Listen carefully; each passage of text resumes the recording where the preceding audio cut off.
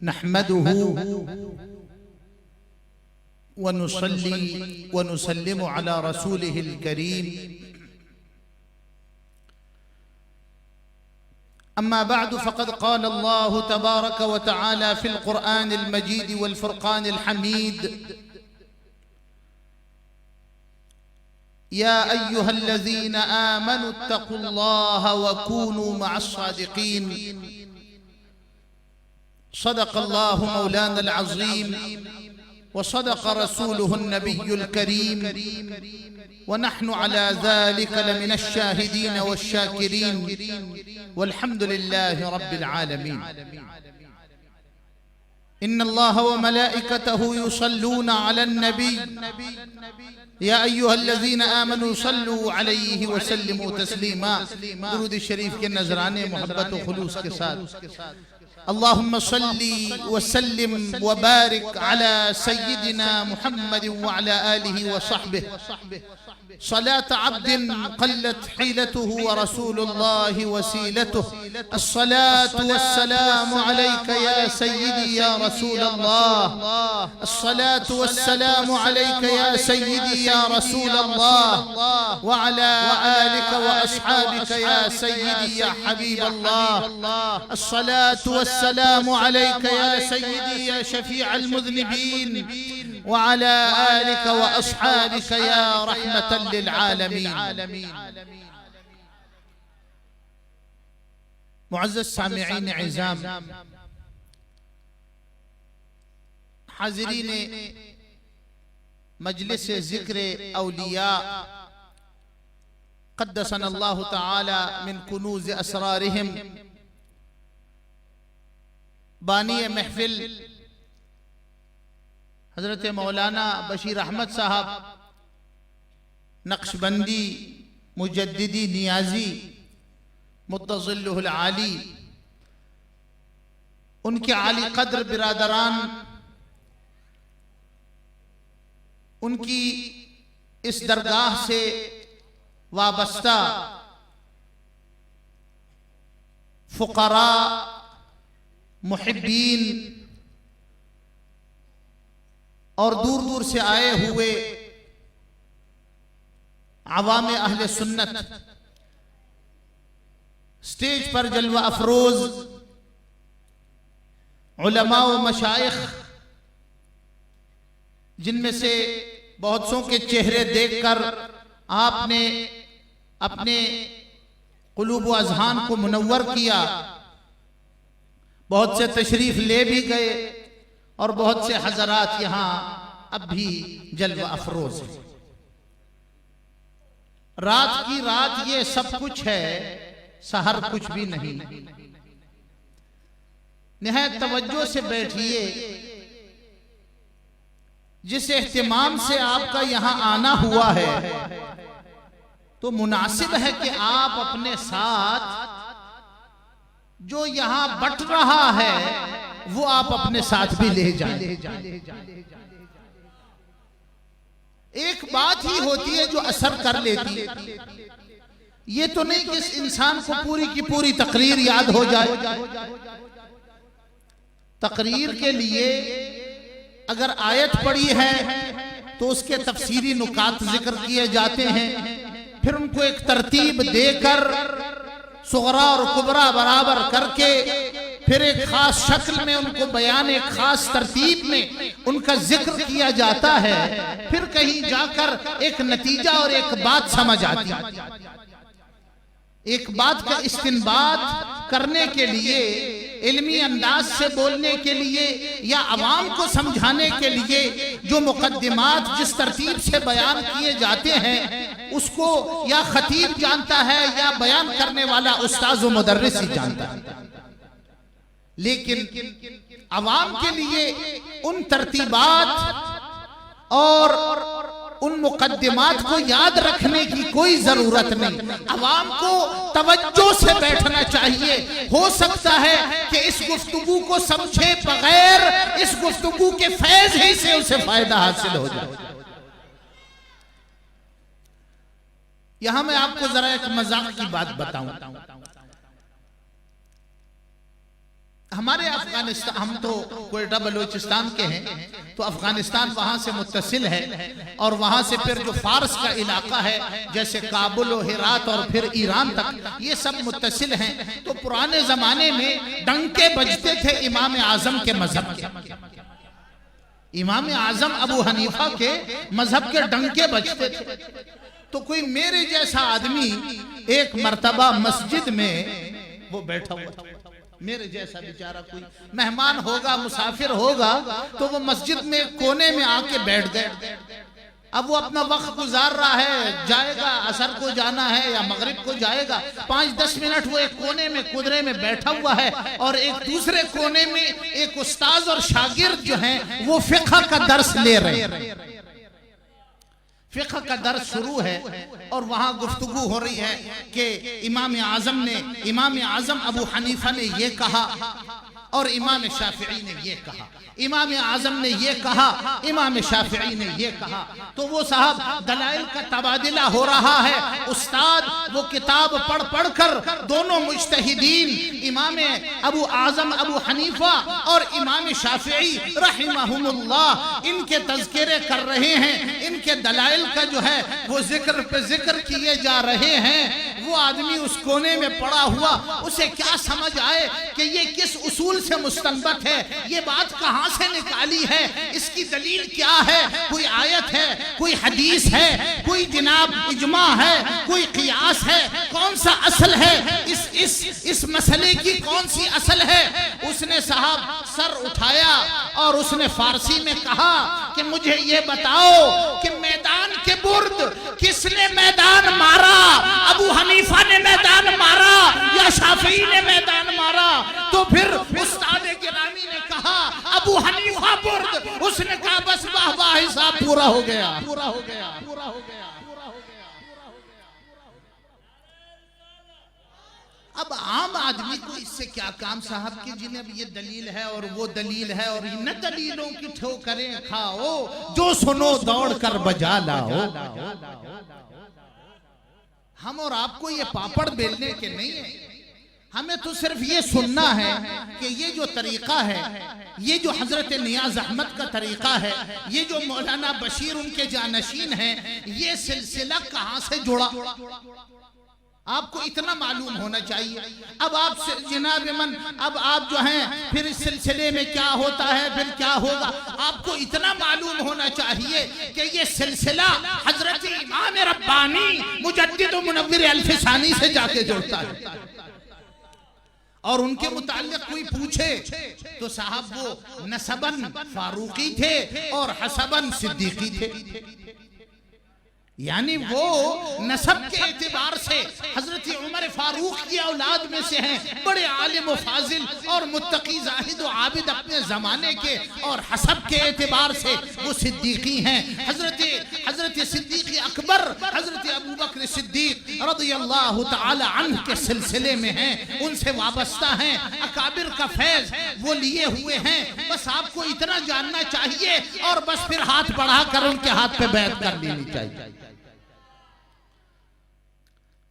तो मकसद मेरा समझाने का ये है कि कभी कभी एक बात जो है वो असर कर जाती है अगर आदमी गौर से सुनने वाला हो, और कभी साहब पूरी तकरीरें हो जाती हैं, घंटों गुजर जाते हैं और आदमी खाली आता है। अब उसमें तकरीर का क्या कसूर, उसमें आलिम बेचारे का क्या कसूर, वो तो अगर तवज्जो से सुनता तो यकीनन बात जो दिल से निकलती है असर रखती है, जो बात वो अपने दिल से कहेगा तो वो यकीनन आप में असर करेगी और उसका असर आपके अंदर आश्कारा होकर रहेगा।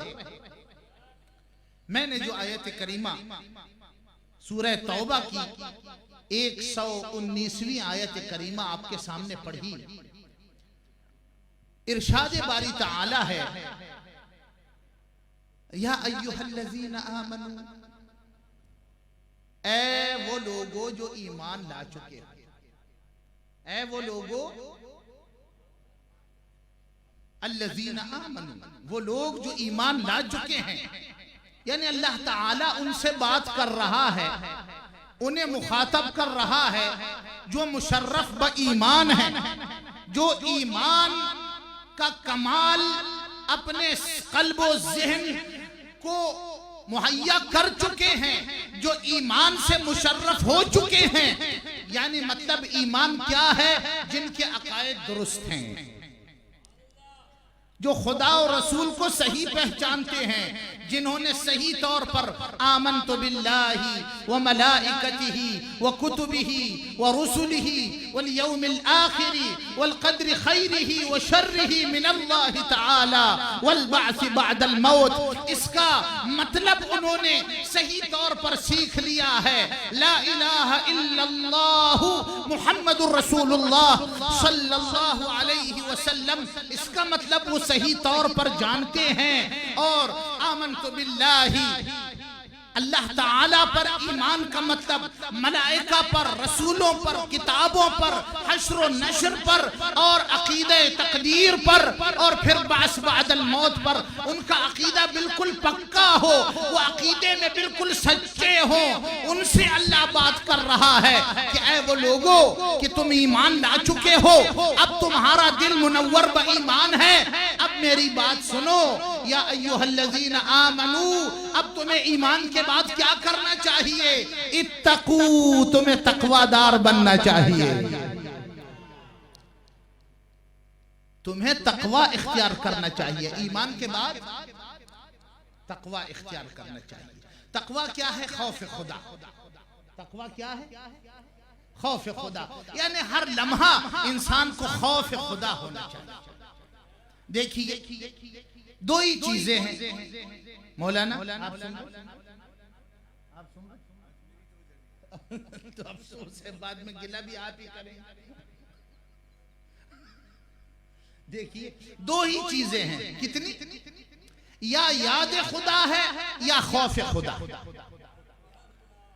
अल्लाह ताला ने ये नहीं फरमाया कि या अय्युहल्लज़ीना आमनू उज़्कुरुल्लाह, इस आयत में कि ऐ वो लोगों जो ईमान ला चुके हो अब जिक्र किया करो, जिक्र फिक्र किया करो। ये कहा, सुनिए, कहा नहीं, क्या फरमाया? ऐ वो लोगों जो ईमान ला चुके हो इत्तकुल्लाह, तकवा इख्तियार करो। चीजें दो ही हैं, देखिए क्या चीजें दो हैं इस दुनिया में, या खौफ खुदा है और या जिक्रुल्लाह है। या खुदा खौफी है जो इंसान के पास हो तो उसमें कमाल है, या वो हर वक्त जिक्र फिक्र में मशगूल रहे तो उसके अंदर कमाल है। इसीलिए बहादुर शाह जफर बहुत बड़े शायर भी थे, बादशाह भी थे और कदर आरिफ इंसान थे। उन्होंने ये कहा कि जफर आदमी उसको न जानिएगा, हो वो कितना ही साहिबे जूदो सखा।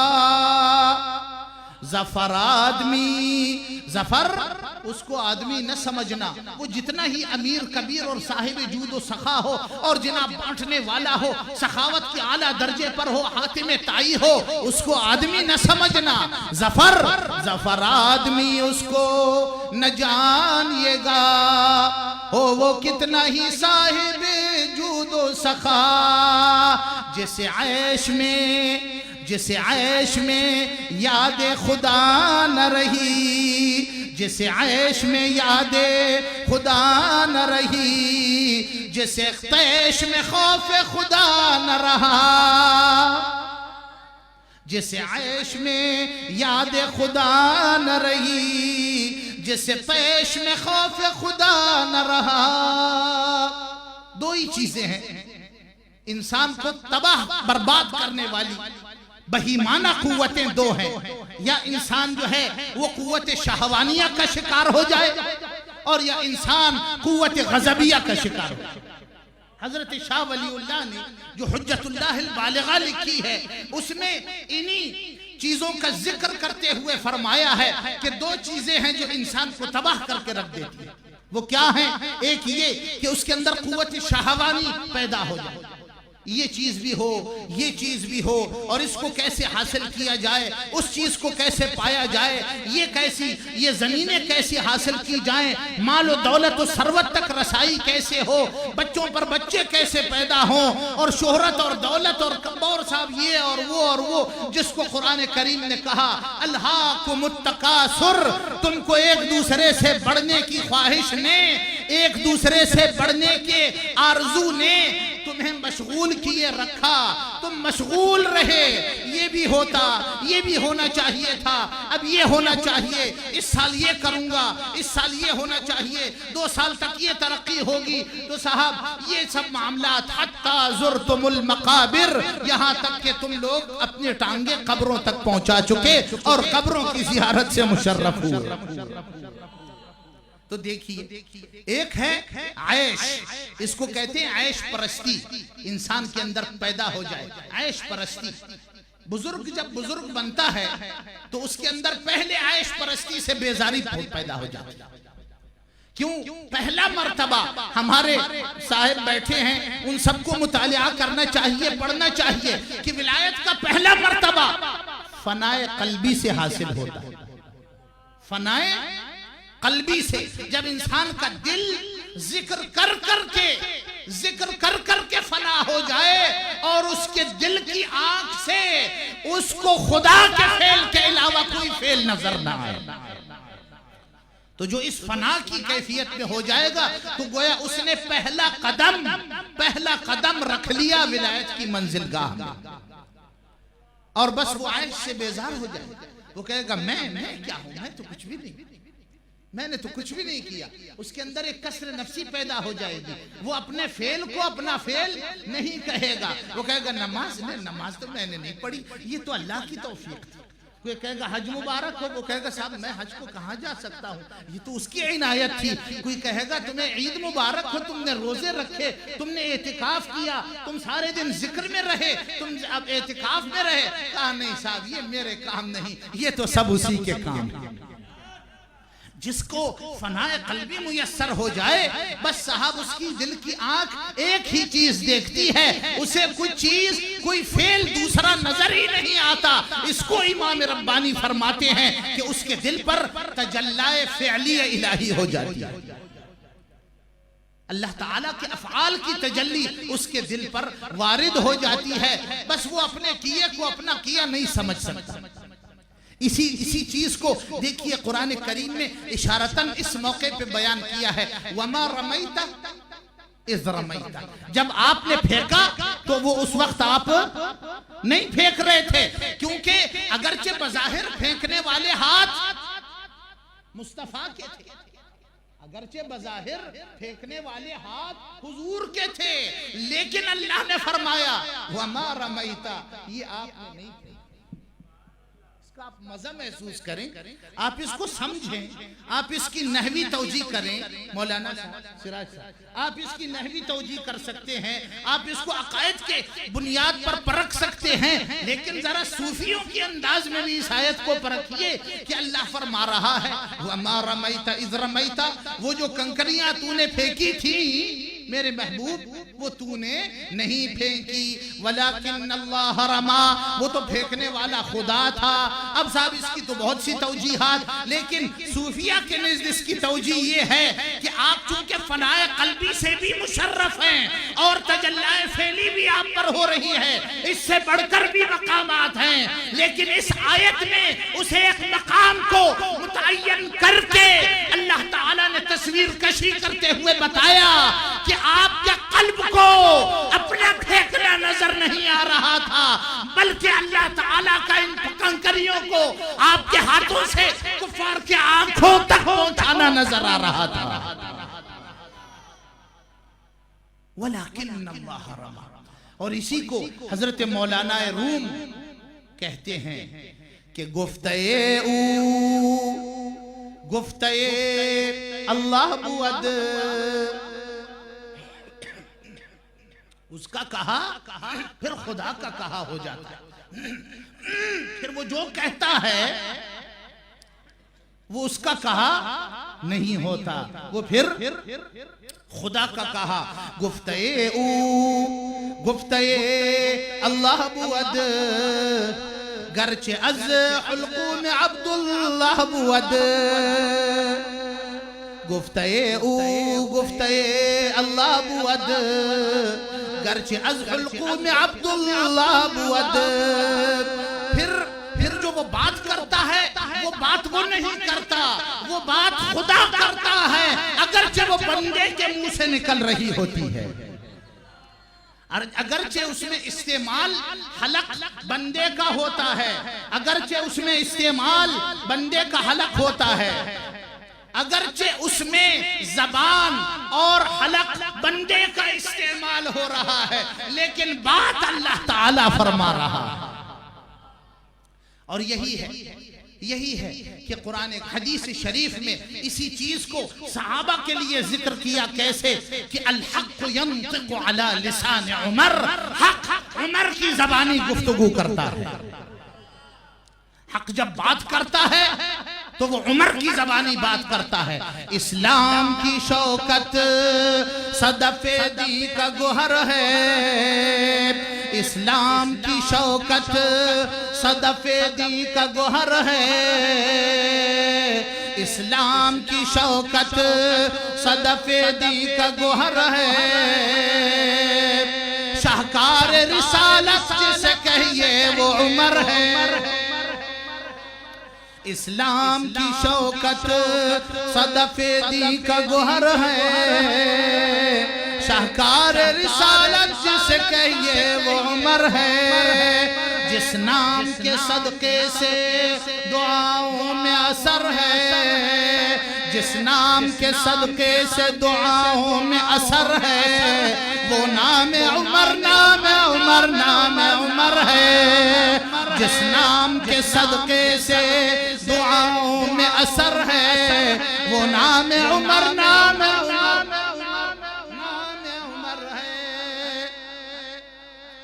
और यही है कि जब हजरत उमर एक मर्तबा फरमाते हैं कि या रसूल अल्लाह पर्दा होना चाहिए, आपकी अज़वाज मुतहरात हमारी माएं हैं, उम्महातुल मुमिनीन हैं, लेकिन या रसूल अल्लाह आपका मर्तबा आपकी आली कद्र शान के लायक है कि बस अलल इतलाक ये बारगाह कुद्स करार पाए, ये पाकीज़ा बारगाह पाकीज़ा से पाकीज़ा तर होती चली जाए, यहाँ पर्दा होना चाहिए। तो एक मर्तबा कहते हैं कि हुजूर की अज़वाज मुतहरात में से हजरत सौदा बहर तशरीफ लाई और उनका कद मुबारक जरा तवील था, वो जरा यानी नुमाया कद की शख्सियत की हामिल थी। तो वो जब बाहर तशरीफ लाई खूब लिपट कर और छुप कर, तो हजरत उमर ने उनसे कहा सौदा हमने तुम्हें पहचान लिया। बताने का मकसद ये था कि ये नाम भी काफी, ये इतना होना कि रसूलुल्लाह की घरवाली बाहर है ये भी मुनासिब नहीं। बस हजरत उमर का ये कहना था कि आयत करीमा पर्दा की नाजिल हो गई और जो उमर ने कहा वो हक ने जिब्रील की ज़बानी पैगाम भेज दिया। और इमाम सुयूती ने तो मुआफ़क़ात उमर में पूरी एक किताब लिख दी है कि जो उमर कहते थे वहां से वही आ जाया करती थी। यहाँ बात की वहां फरमान इलाही नाजिल हो गया, यहाँ गुफ्तगू की यहाँ दिल में ख्याल पैदा हुआ, वहां हुजूर को मशवरा दिया, यहाँ कुछ कहना था कि वहां से वही आ गई कि जो उमर कहता है वही हक कहता है, जो उमर कहता है वो हक कहता है। इसके दो मतलब है, जो उमर कहता है वो हक कहता है। तो ये है किस्सा। देखिए तो जब फनाए कल्बी हासिल हो जाती और उसको अपना कुछ नजर नहीं आता तो बस फिर क्या है, फिर उसका कहा खुदा का कहा, फिर उसका किया खुदा का किया है। और इसी बात को हदीस कुदसी में अल्लाह ताला ने बयान फरमाया और बुखारी की सही हदीस में कि फिर जो मेरे करीब हो जाता है फिर मैं उसके कान बन जाता हूं, फिर वो मेरे कानों मुझसे सुनता है, फिर मैं उसके हाथ बन जाता हूँ, वो मुझसे पकड़ता है, उसकी देखने वाली आंख में होता हूँ। मतलब गरज ये कि उसके अफ़आल उससे सल्ब हो जाते हैं और उसको अपने अफ़आल में हक की तजल्ली नजर आने लगती है। बी यस्मा व बी युबसिर, वो देखता भी मुझसे है, वो सुनता भी मुझसे है, उसका देखना और सुनना मुझसे हो जाता है। तो मैं आपको बता रहा था कि पहली चीज जिसे खत्म किया जाएगा, तकवा, तकवा के झाड़ू से जिसे दूर किया जाएगा वो क्या है? ऐश परस्ती। क्या है? अब आप खानकाहों में आए जाएं, बुजुर्गों से बयात हों और उनकी किताबें पढ़ें, मगर आप में ऐश परस्ती का वही मादा कूट कूट कर भरा हुआ हो तो आप खाक खानका से फैज़याब हुए। आपको खानका का खाक फैज मिलेगा जब आपके अंदर अभी ऐश ही से बेजारी पैदा नहीं हुई, अब आप आराम तलबी से दूर न हुए। आप अब तक यही चाहते हैं कि किसी तरह दुनिया की जिंदगी है आयश और इत्मीनान में गुजर जाए। नहीं साहब, आपको मुश्किलात का शिकार होना पड़ेगा, आपको सब कुछ छोड़ देना पड़ेगा और फिर कहीं जाकर आपका दिल फना होगा और आप विलायत के पहले कदम में कदम आगे रखेंगे। दूसरी चीज, अच्छा फिर याद रखिए, इसको कहते हैं कुव्वत शाहवानी। क्या कहते हैं? ख्वाहिशात की कुव्वत। साहब ये भी होता वो भी होता, अपने ख्वाहिशात को दबाइए, इसी का नाम विलायत। विलायत की इब्तिदा ख्वाहिशात को खत्म करने से होगी। आगे चलिए, दूसरी चीज वो है कुव्वत गज़बी, जो इंसान के अंदर एक गज़ब की कुव्वत पाई जाती है। साहब ये क्यों मेरे साथ हुआ? मैं तो फला इब्ने फला हूँ, मैं तो अल्लामा हूँ, मैं तो पीर हूँ, मैं तो जनाब गद्दी नशीन हूँ, मैं तो उस्ताद हूँ, मैं तो बाप हूँ, मैं तो बड़ा हूँ, मैं तो पैसेदार हूँ, मैं तो साहब वजीर हूँ, मैं तो अमीर हूँ। ये जो मैं है ये इंसान को गजब में मुब्तला कर देती है, उसे गुस्सा आता है। इसको बहादुर शाह जफर ने तैश कहा। क्या कहा? तैश। ये इंसान को तैश आ जाए। अब आप देखिए साहब, कोई आपसे एक बात ना कर दे तो बस आपको तैश आ गया, मुझसे क्यों ऐसे कह दिया, ये क्या हुआ? 5 दिन आपका कर्ज किसी ने न दिया तो आपको तैश आ रहा है। साहब आप अल्लाह के कितने कर्जदार हैं, अपने खालिक के कितने कर्जदार हैं, रसूल के कितने कर्जदार हैं, माँ बाप के हक आपने कितने अदा किए। आप क्या हैं जो आपका एक हक 5 दिन किसी ने लेट कर दिया तो साहब आप चल दौड़े उसके गर्दन उसका टेटवा दबाने। निहायत अफसोस की बात है, कोई आपके लिए खड़ा ना हुआ तो साहब क्यों जनाब मेरे लिए खड़ा क्यों नहीं हुआ, मुझे पहले सलाम क्यों नहीं किया, आकर मेरे कदम क्यों न चूमे। ये साहब बातें, ये तैश, ये जो इंसान के अंदर नखवत पाई जाती है ये कुव्वत गज़बी है और ये तब खत्म होगी जब तकवा के झाड़ू से आप फनाए नफ्स तक पहुंच जाएंगे। फनाए नफ्स कहां तक? फनाए नफ्स। तो पहले है आपने दिल को फना करें और उसके लिए लताइफ खमसा को जारी करें और उससे ऊपर जो आपके दिमाग के अंदर खन्नास है जिसे हम नफ्स कहेंगे, आप जो है नफ्स इस बात करके उस खन्नास को भी दूर करें और उस झाड़ू से नफ्स को भी मुतमईन के दर्जे में ले आए तो उसकी ये नफ्स वो हो जाएगा कि जिसकी फिर खुदा कसमें खाएगा। ला उक़सिमु बियौमिल क़ियामति वला उक़सिमु बिन्नफ्सिल लव्वामा। जब नफ्स लव्वामा हासिल हो जाएगा तो बस साहब मुतमइन्ना के लिए जो के फना के बाद बका का मर्तबा है और हजरत मुजद्दिद के ये लाजिम और मलजूम है। जब नफ्स लव्वामा होगा वो नफ्स यकीनन फौरन से पेशतर वो लव्वामा से मुतमइन्ना के दर्जे पर भी फाइज हो जाएगा। यूं तो हर आदमी का नफ्स लव्वामा है। आप कोई भी गलत काम करते हैं, क्या आपको एहसास नहीं होता है मैंने गलत होता है या नहीं?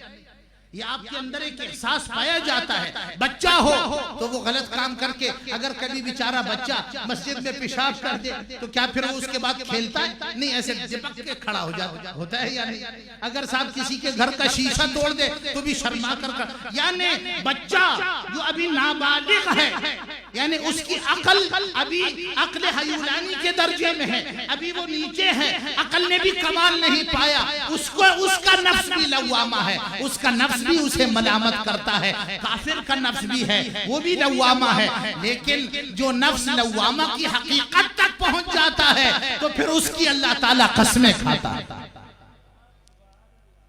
और जो यहां तक पहुंच जाए उस पर अल्लाह के सिफात की तजल्ली आती है। किसकी? सिफात की, यानी फेल से ऊपर करना न करना। अब उलमा समझते हैं करने न करने से ऊपर सिफात का दर्जा है। इल्म, समझ, सुनना, देखना, समझ गए? ये जो 8 सिफात हैं, बोलना, ये बहुत अजीम सिफात है। ये होंगी तो आप कुछ करेंगे, आप देखेंगे, सुनेंगे, महसूस करेंगे, अकल से उसको इल्म हासिल करेंगे तो आप कोई काम करेंगे। तो काम करने का दर्जा इन सिफात के बाद है। तो इसलिए पहले आप पर फेली तजल्लियात नाजिल होंगी, फिर सिफात की तजल्लियात नाजिल होंगी। साहब नक्शबंदियों की खानका है तो हम तो आपको हजरत मुजद्दिद ही की तशरीहात सुनाएंगे और क्या सुनाएंगे। इत्तकुल्लाह, है ईमानदारो अल्लाह से डरो। क्या मतलब? अल्लाह से डरो यूं कि अपने तैश और ऐश दोनों से बेजार हो। और ये जो बच्चों के काम है इन्हें छोड़ दो। बच्चा है जो बात बात पे चिढ़ता है, बच्चा है जो बात बात पर जनाब गुस्सा करता है, बच्चा है जो चीज चीज की ख्वाहिश करता है। आप अपनी उम्र देखिए, शेख सादी ने क्या फरमाया, 40 साल उम्र अजीजत गुज़श्त मिजाजी तू अज़हाल तिफली नकज। अबे उल्लू, 40 साल से तेरी उम्र ऊपर है और अब तक तू है कि बच्चों की हरकतें किया जाता है। तेरे मिजाज के अंदर अब भी बचपना है। ये होता अब्बा जी वो भी दिला देते, अब्बा जी ये भी होता, और साहब मैं ये भी हासिल कर लेता। बच्चा भी हर चीज के पीछे रेंगता है और तड़पता है, उसकी ख्वाहिश करता है। आप भी ऐसी हैं, हम भी ऐसी हैं। ये क्या जिंदगी है? ये तो बचपना है। 40 साल के बाद भी अगर बचपना बाकी है तो निहायत अफसोस है। 40 साल बाद भी अगर इंसान के अंदर की गजब और कुव्वत गजबी खत्म नहीं हुई तो निहायत अफसोस है। देखिए हमारे जो किताबें हैं, पंच किताब जिसे हम बच्चों को पढ़ाते हैं, उसमें यह दर्स दे दिया गया है कि जब 40 साल के हो जाओ तो अब बच्चों का मिजाज छोड़ दो। मैं अपना किस्सा आपको सुनाता हूं। आप में से किस किस की शादी हुई है? हाथ उठा दो। माशाअल्लाह सबकी हुई। ये बाकियों की भी हो जाएगी, गम न करना।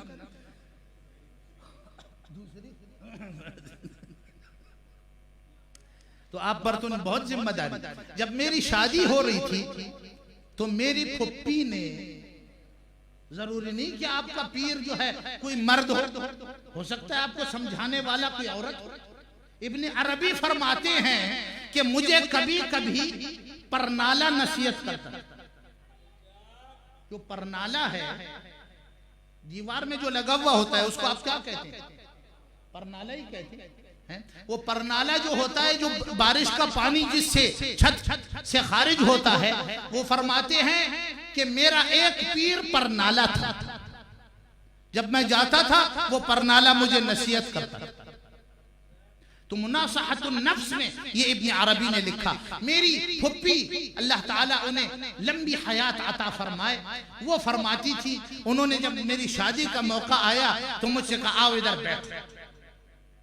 अच्छा मैं खामोश होकर बैठ गया कि अब खबर नहीं, वो कोई सोने ने कोई अंगूठी देंगी साहब के ये दुल्हन को दे देना, या कोई हार देंगी कि साहब ये पहना देना, या कोई अच्छा सा कोई कपड़ा रेशमी इनायत फरमाएंगी पुराने जमाने का कि इससे जनाब कोई कपड़ा वपड़ा सी लेना, या कोई दुपट्टा देंगी। मैं तो साहब कितना खुश था। उन्होंने मुझसे कहा इब्राहिम, मैंने कहा जी, का बस। उन्होंने जो बस कहा वल्लाह मेरा दिल ऐसे थर थर गया। मैंने कहा, मैं से बनावटी अंदाज में मैंने कहा क्या बस है, क्या हुआ? तो उन्होंने कहा बस अब आदमी बन जाओ, यानी अब जो हो तुम एक खावंद हो गए, अब तुम मियां साहब हो गए, अब तुम शौहर हो। अब तुम्हारे मातहत पैदा होंगे और तुम अब भी हैवान के हैवान हो। अगर इंसान इंसान हो तो आप अंदाजा करें कि इस सादगी की नसीहत में कितना कमाल। बस साहब ये तो जरूरी नहीं कि पूरा कुरान मजीद याद हो तो इंसान इंसान बनेगा। ये नसीहत काफी है, ये नसीहत एक ही नसीहत काफी है। इसीलिए फारसी में कहते हैं अगर दरखाना कसस्त या हर्फ बसस्त, अगर घर में कोई है तो एक ही आवाज काफी है, और अगर कोई नहीं है तो दरवाजे बजाते जाओ, कोई भी बाहर नहीं निकलेगा। मुख्तसर ये कि इत्तकुल्लाह, अल्लाह का तकवा, अल्लाह से डरो। कैसे डरे कि आप ऐश और तैश दोनों में कभी जिक्र खुदा करें और कभी खौफ खुदा करें। फिर सुन ले, ज़फ़र आदमी उसको न जानिएगा, हो वो कितना ही साहिब जूदो सखा। ज़फ़र आदमी उसको न जानिएगा, हो वो कितना ही साहिब जूदो सखा। जिसे तैश में जिसे ऐश में याद खुदा न रही, जिसे तैश में खौफ खुदा न रहा। बारे इलाहा परवरदिगारा, इत्तकुल्लाह का इतना भारी हुक्म है कि मुझे अपने आप ही से निकलना पड़े, मुझे अपने आप से निकलना होगा। मेरा नफ्स और मेरा कल्ब फना होगा। इस मर्तबे पर मैं कैसे फायज हो सकूंगा खुदाया? मैं तो इंसान हूं, मैं तो निस्यान से बना हूं, मैं कैसे इस आली मर्तबे पर फायज हो सकूंगा? जय जय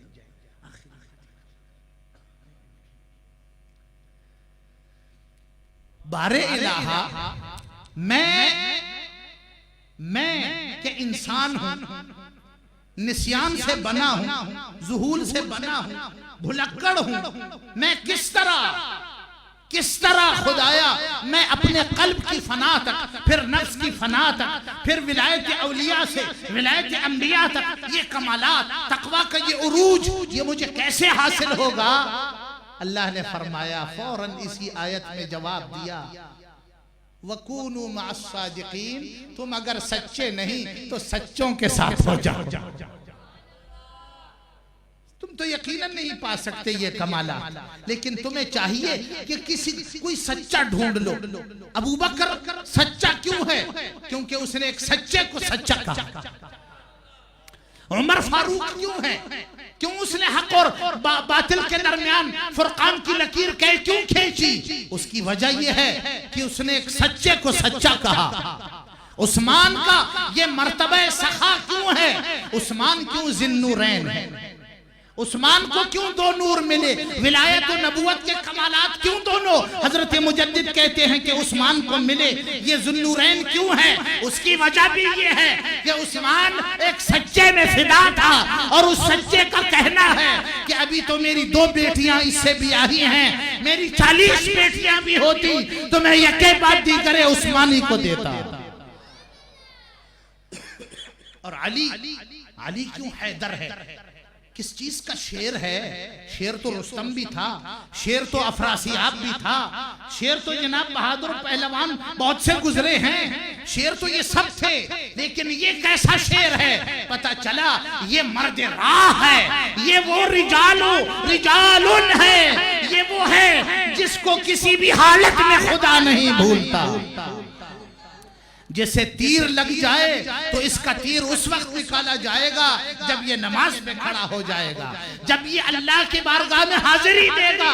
तो अब साहब इसको तीर लगे या लगा हुआ तीर निकले, इसे कुछ पता नहीं कि जख्म हो रहा है या जख्म छिल रहा है या जख्म बह रहा है। साहब जब ये हैं कमालात सच्चों के साथ जुड़ने के, ये जो तरीक़तें हैं ये सब सच्चों से जुड़ने के बहाने, सच्चों से जुड़ने के बहाने हैं। अब आप हजरत अबू बकर को कैसे पा सकते? तो उसी को पाएं जिसने अबू बकर के हाथ तक हाथ मुसलसल दिया है। सिलसिला पर सिलसिला, जिसका हाथ अबू बकर के हाथ, उमर के हाथ, उस्मान के हाथ और अली के हाथ तक पहुंचा है। अल्लाह ताला हमें तरीक़त के सही फैज़ को पाने और फिर उसको बांटने की तौफीक अता फरमाए। बाकी आपका वक्त ज़ाया नहीं करूंगा। अक़ूलु क़ौली हाज़ा वस्तग़फ़िरुल्लाह ली व लकुम व लिसाइरिल मुस्लिमीन मिन कुल्लि ज़ंबिन फस्तग़फ़िरूहु इन्नहु हुवल गफ़ूरुर रहीम।